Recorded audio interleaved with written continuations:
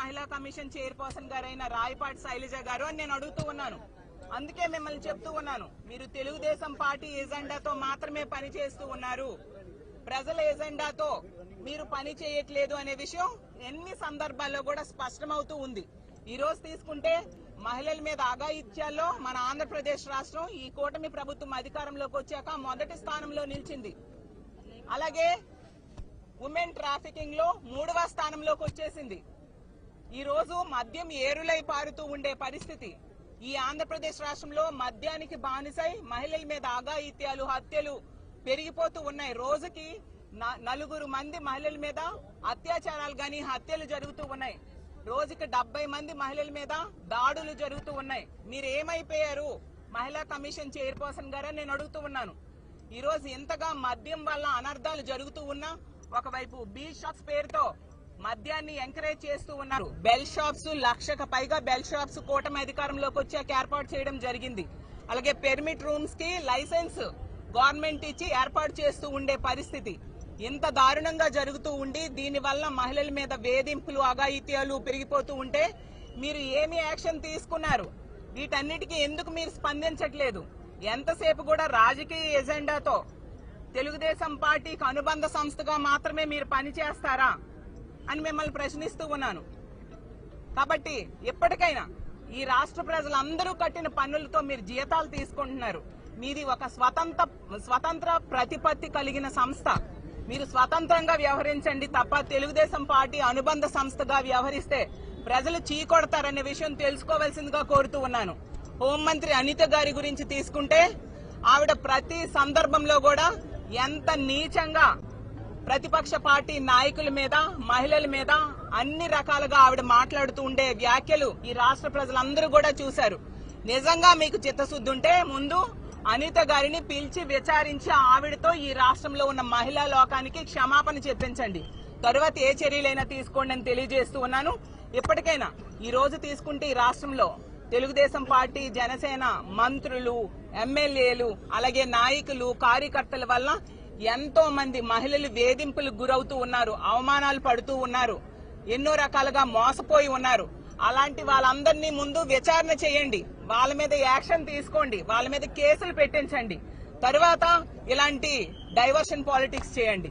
కానీ మీరు ఈ రోజు ఇంత దారుణంగా మీకిచ్చిన అవకాశాలని తప్పుదోవ పట్టిస్తూ మిస్యూజ్ చేస్తూ వ్యవహరించడం చాలా దారుణం. ఎప్పటికైనా మీ పవర్ ని ఉపయోగించి తెలుగుదేశం పార్టీ, జనసేనలో ఉన్న నాయకులు చేసిన తప్పుల్ని శిక్షించండి, వాళ్ళని విచారించండి అని తెలియజేస్తూ ఉన్నాను. Thank you.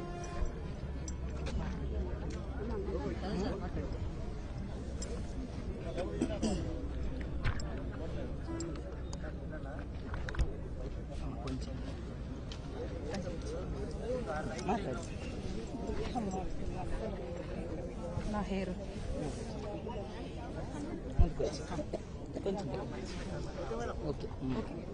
అందరికీ నమస్కారం. ఈరోజు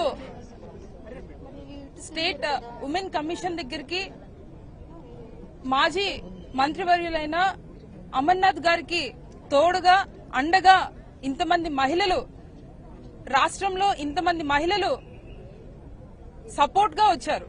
అంటే దానికి అర్థం ఈరోజు అమర్నాథ్ గారు ఎటువంటి తప్పు చేయలేదు అని చెప్పి స్పష్టంగా తెలుస్తుంది.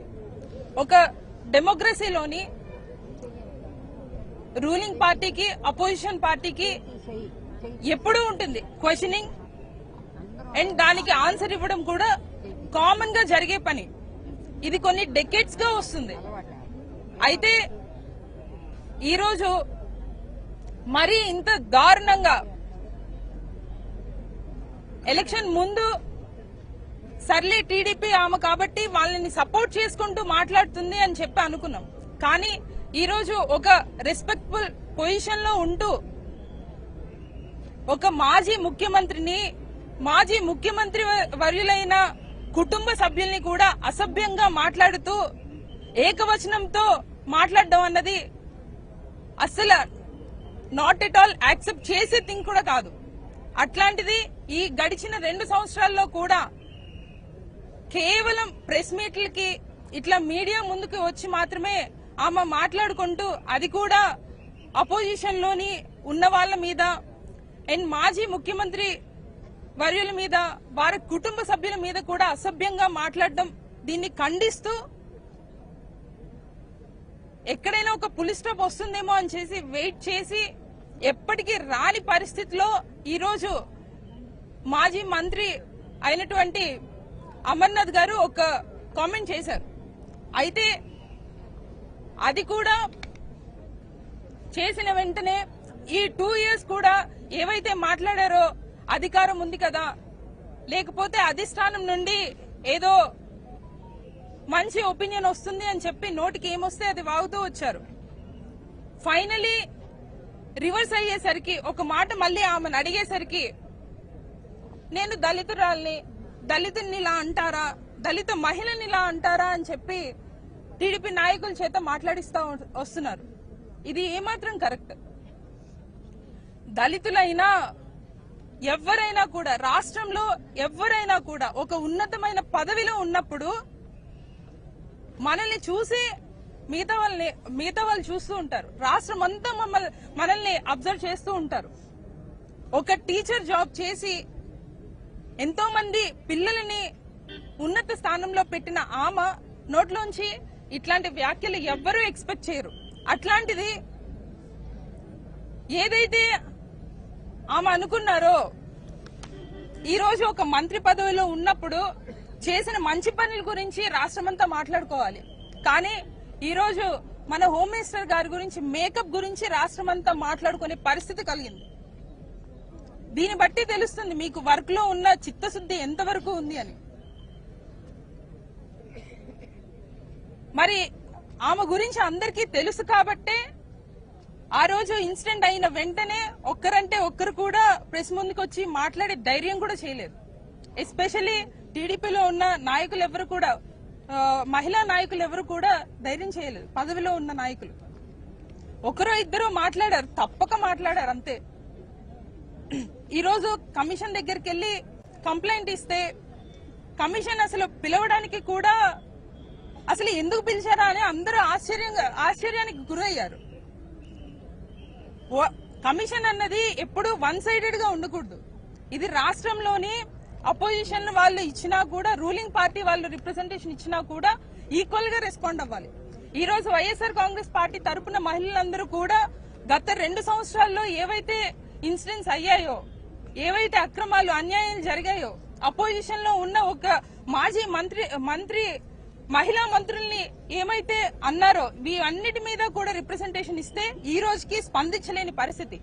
అదే ఒక్క మహిళ, ఎప్పుడు అనే మహిళ మీద ఒక్కసారి ఆపాలన్న ఉద్దేశంతో ఈ రోజు అమర్నాథ్ గారు ఒక మాట అంటే ఆయన ఎక్స్ప్లెనేషన్ గురించి సుమోటోగా ప్రకటించి ఆయనని ఎక్స్ప్లెనేషన్ గురించి పిలిచిన సందర్భాలు ఇవి.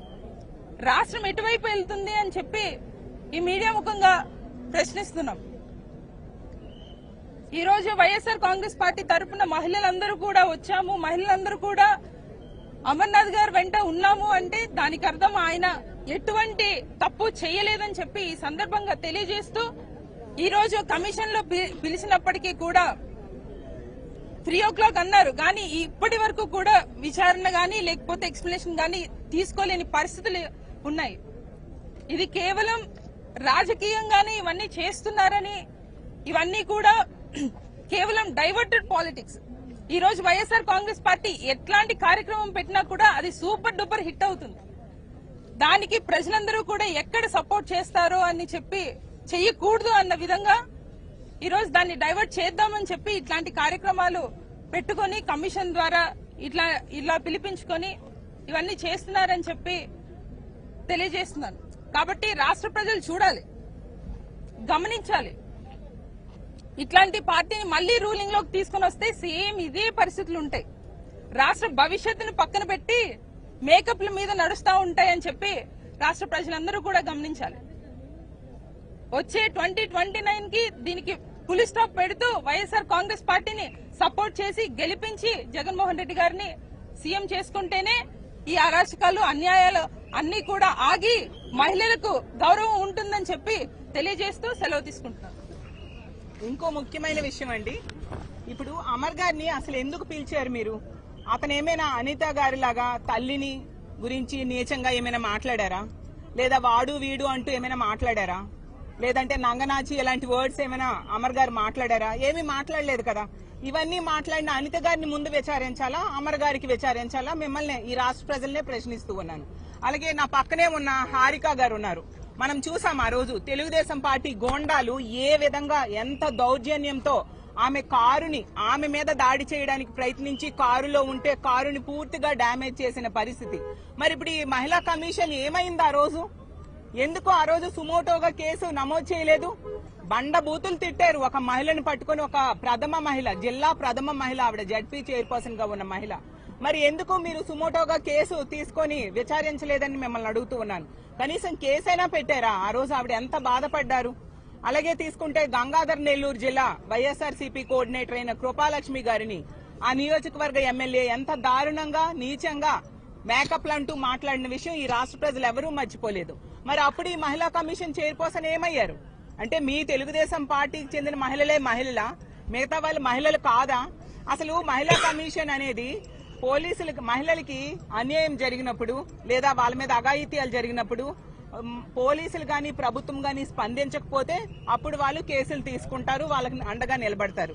మరి ఇప్పుడు హోంమంత్రి అనిత గారి గురించి కదా మీరు సుమోటోగా తీసుకున్నారు. ఆమె హోమ్ డిపార్ట్మెంట్ ని లీడ్ చేస్తూ ఉన్నారు. ఆమె ఎందుకు డైరెక్ట్ గా కేసు పెట్టలేకపోతున్నారు? ఎందుకంటే ఆవిడ ప్రతి సందర్భంలో కూడా తప్పుడు వ్యాఖ్యలు చేశారు కాబట్టి, ఆవిడ్ని అందరూ అడిగి చీకొడతారు కాబట్టి ఆవిడ తన డిపార్ట్మెంట్ లో కేసు పెట్టలేని పరిస్థితులు ఈ రోజు ఉన్నారు. ఇప్పుడు రాజకీయ ఎజెండాతో ఈ మహిళా కమిషన్ అనేది ఈ విధంగా అమర్ గారికి నోటీసులు ఇచ్చి విచారిస్తూ ఉండే పరిస్థితి. దీన్ని ప్రజలు హర్షించరనే విషయం తెలుసుకోవాల్సిందిగా కోరుతున్నాను. మనం మాట్లాడిన వాళ్ళు మీరు మాట్లాడలేదు.